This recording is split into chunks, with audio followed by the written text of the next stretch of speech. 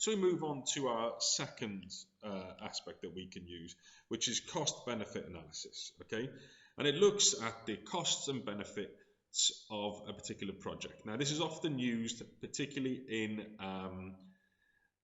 public sector, so like when government make decisions whether they're going to go ahead with a project or not. So they look at the private costs, the private benefits, the public costs, and the public benefits. I'll go into more of this on the next slide now.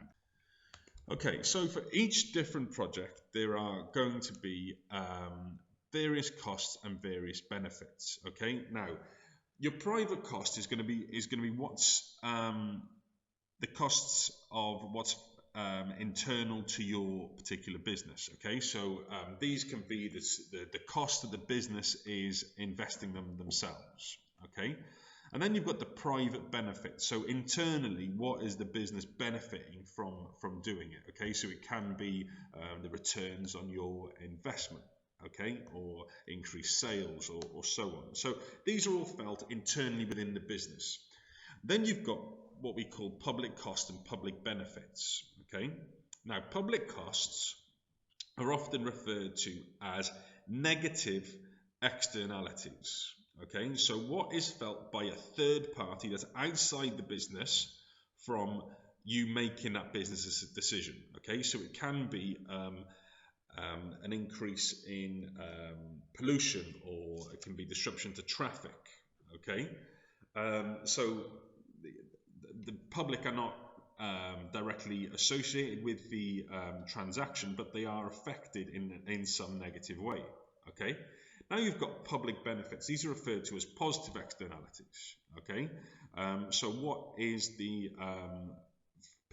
are the benefits felt by third parties of this transaction or of this investment? Okay, so it can be maybe creation of additional jobs. Okay, so this is quite a quick intro to it. Okay, but when a government or a business decide maybe if they're going to pursue a project or not, okay, they will look at the social benefit, take away the social cost. Okay, and often if the social benefit is higher than the social cost, then the project will go ahead. If the social cost is higher than the social benefit, it will not.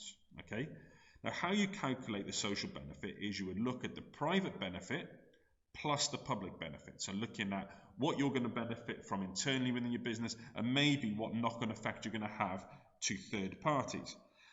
And then you look for social cost, it's the private cost plus the public cost. So how much is it going to cost within your business, and what sort of costs are going to be felt by people outside your business.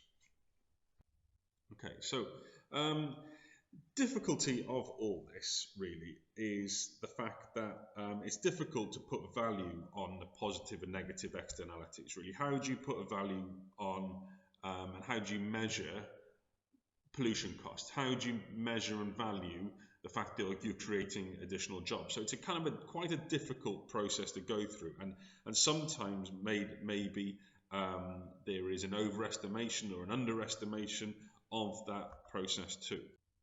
Okay, so this is how you would go through it. You look through the private benefits and cost, then the public benefits and cost. From that, you can calculate the social benefit and cost, and then you're going to consider other information, and then you can decide if the project goes ahead or not. Okay, now there are a lot of advantages and disadvantages to do this. Okay, it could take in a wide range of information. Okay, and you make business decisions based on what's going to impact you and externally to your business. Okay, disadvantages, obviously, like I've outlined before, is the valuations can be slightly overestimated. Okay, the last element we're going to look at is how IT and decision making can impact businesses. How can IT impact business decisions? Okay. Well, IT can gather like a mountain of information and assist in businesses making various decisions that it's going to be faced with. Okay, it can analyze a lot of data.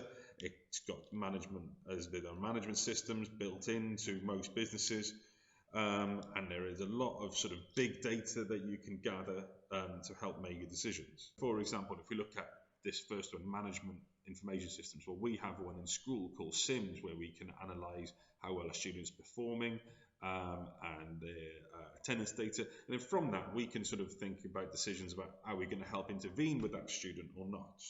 Okay. There is data processing technology that can maybe help look at maybe some market research or buying habits. Okay. And now there's a sort of development of these cookies and these analytics that look at your browsing history, and then that can sort of help guide decision making about maybe advertising or so on. Okay, you've got use of big data in things like everyone's heard of the things like the Netflix algorithm about maybe what appeals to you, or maybe it helps them decision making about what kind of projects are going to invest in. Okay. IT also helps get you up-to-date financial data to help decision making about whether you can go ahead with the project or not, because if that financial data wasn't there, then maybe you would make decisions you didn't have that particular cash flow for that time, and you weren't waiting for like month-end accounts in order to make certain decisions. Okay, that was a real sort of quick intro to it, and I would recommend sort of pausing at various points and reading through some of the PowerPoint slides. Okay, thank you very much.